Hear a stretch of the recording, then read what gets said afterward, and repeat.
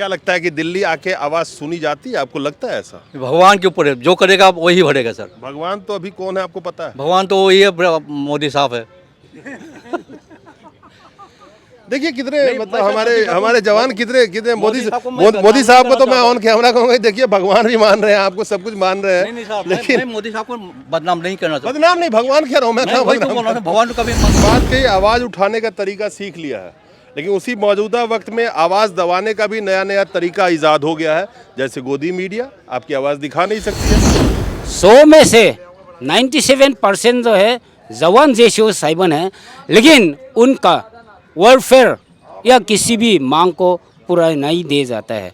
लेकिन पहले का बंधन में देश का पहले का गुलामी था, आजकल का जो गुलामी से अभी देश जाग गया है। मौजूदा सरकार देशभक्ति के नाम पे इतना गुण गाती है, तो उस देशभक्ति के नाम पे तो फौजी सबसे अहम एक पार्ट है देशभक्ति के।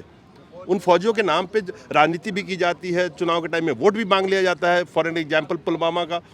लेकिन जो आप आवाज़ लगा रहे हैं 2 महीने से, उसको सुनने को कोई राजी नहीं है। जितना भी वीर नारी से, वार विडोस है और विडोस है, उनका समस्या देखते हुए उनका जो परिस्थितियां हैं वो हमारे सामने आ रहा है, क्योंकि उनका जो परिवार का पालन पोषण और उनका बच्चों का पालन पोषण के लिए जो भारत सरकार या तो जो उनको जो तनख्वाह पेंशन मिल रही है उसे काफ़ी नहीं है। लोग जवान होके इतना कैलकुलेशन लेके घूमते हो, हाँ सर। ठीक है, जो पूरा ब्यूरोक्रेसी जिनके पास है, पूरा एक कमेटी बैठती है जो बनाती है, do you think they don't know this things? Actually, this one is they keeping the secrecy. They did not focus us.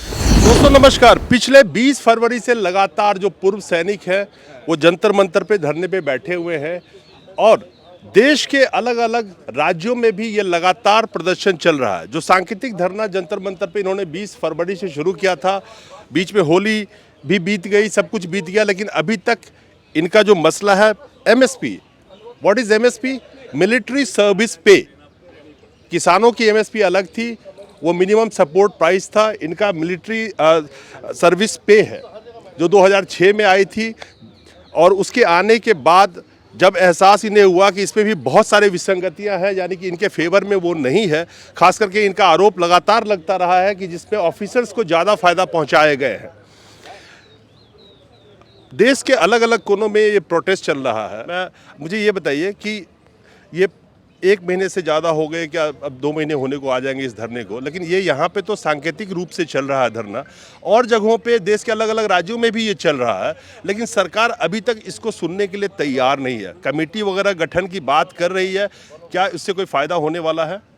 देखते हैं कुंभकर्ण जी कब तक सोते हैं, पहली बात तो। और दूसरा बात, आपके न्यूज़ चैनल को मैं नमन करता हूँ, और जितने अपनी एक सर्विस में जितने ऑल इंडिया के जितने बंदे आए हुए हैं सबको मैं नमन करता हूँ। दूसरा बात, मैं एएमसी का हूँ, नर्सिंग का हूँ। एक्चुअली मेरा आर्मी मेडिकल को, हाँ जी, तो मेरा एनरोलमेंट जो जब 69 को हुआ था, मैं रिटायर जो है 1991 जुलाई को मैं रिटायर आया हूँ आर्मी से। तब तक एमएसपी जो है, एमएसपी अभी तक शो किया हुआ पे, मतलब जो इसमें ईपीपी में शो किया हुआ, इवन दो आज तक up to date no MSP is not calculated my basic pay. बड़ा दुख की बात है, कहना पड़ रहा है मेरे को। पहली बात तो एमएसपी जो है जोखिम भरी जितनी कि उसके आर्मी मतलब जो है उसके लिए मिलते हैं, उसमें क्यों आर्मी में air force, navy, including navy, army and air force, it should be get equal base, क्योंकि जितने हैं जोखिम की काम है।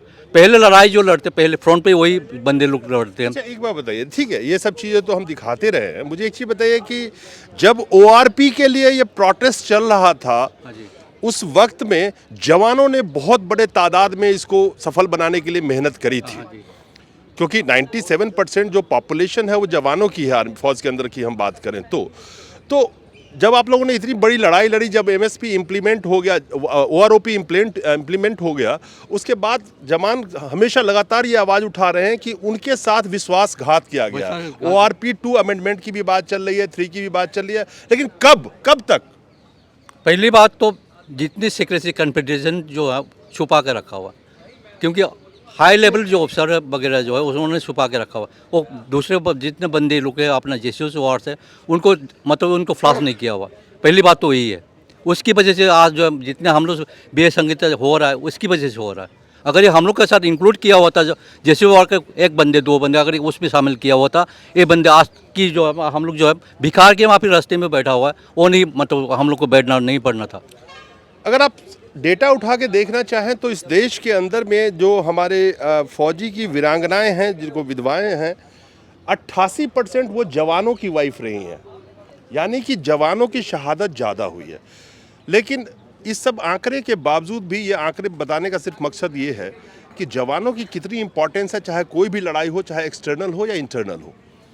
लेकिन जवान जब आज आवाज़ लगा रहे हैं और ख़ास करके मौजूदा सरकार देशभक्ति के नाम पे इतना गुण गाती है, तो उस देशभक्ति के नाम पे तो फौजी सबसे अहम एक पार्ट है देशभक्ति के।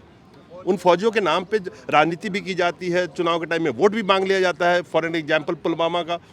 लेकिन जो आप आवाज़ लगा रहे हैं 2 महीने से, उसको सुनने को कोई राज़ी नहीं है।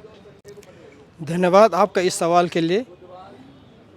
हम सबको पता है, आपको पता है, लेकिन जो वीरांगना है, ख़ास करके अगर देखा जाए फ्रॉम द फ्रंट, उस मैदान से जवान और जेशो सबसे आगे रहते हैं। इस वजह से कैजुअल्टीज़ और जो भी ज़्यादा कुर्बानियाँ, ज़्यादा तकलीफ़ें जवान और जेशोस को उठाना पड़ता है।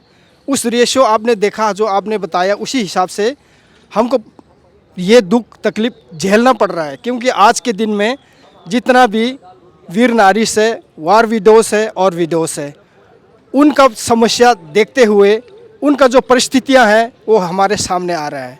क्योंकि उनका जो परिवार का पालन पोषण और उनका बच्चों का पालन पोषण के लिए जो भारत सरकार या तो जो उनको जो तनख्वाह पेंशन मिल रही है उसे काफ़ी नहीं है। इस वजह से ये जो उनके लिए, उस परिवार को चलाने के लिए मांग है सरकार से कि उनका भी बराबर, जो आज के महंगाई का दौर को देखते हुए उनके लिए भी ये सोचना चाहिए और उनको जो मांग है उसको देना चाहिए, ताकि उनका परिवार का पालन पोषण हो सके। आखिर क्या वजह है कि हमारे जवान जो बहुत ही 2 महीने से यहाँ पे लगातार आवाज़ उठा रहे हैं, लेकिन आवाज़ उठाने के बावजूद भी पार्लियामेंट से महज 2.5 किलोमीटर की दूरी पे बैठे हुए हैं, but no one came here to see you कि व्हाट इज हैपनिंग हियर। और होली दिवाली हो तो आपके साथ होली दिवाली मनाया होगा आके, तो इस होली में क्यों नहीं खड़े हो गए यहीं आके? बिल्कुल सच्चाई बात है आपका सवाल से।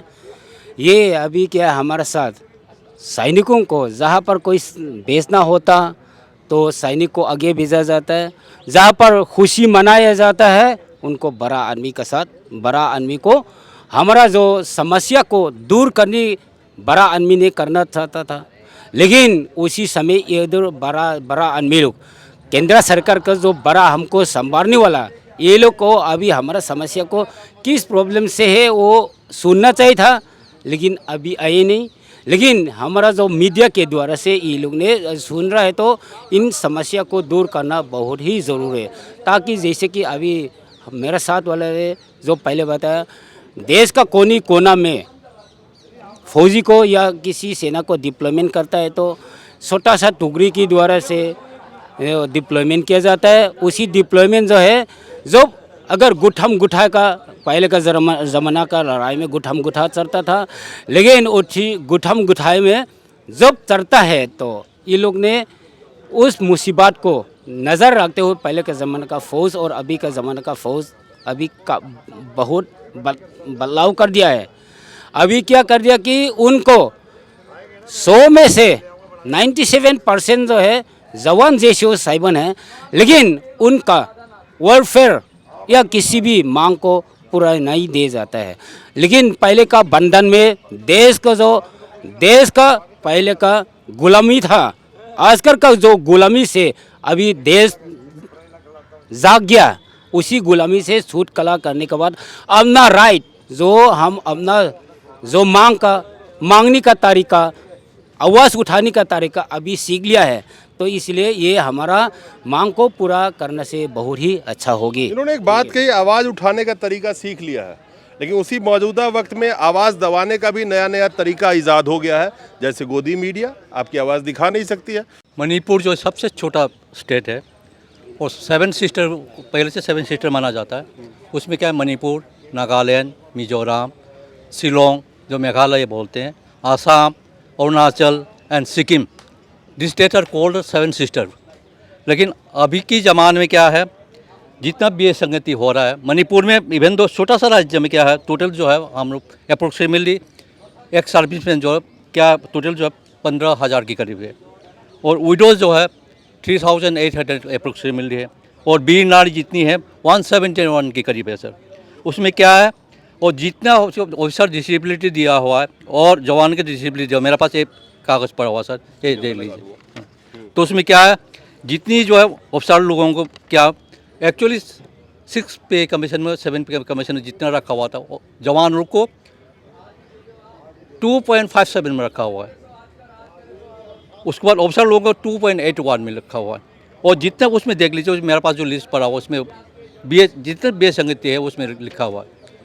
अगर उसमें समानता लाया जाए तो जितनी जवान है जैसे साहिबान है उसमें क्या खुशी की लहर आ जाएंगे। आप लोग जवान हो के इतना कैलकुलेशन लेके घूमते हो, हाँ सर। ठीक है, जो पूरा ब्यूरोक्रेसी जिनके पास है, पूरा एक कमेटी बैठती है जो बनाती है, do you think they don't know this things? Actually, this one is they keeping the secrecy.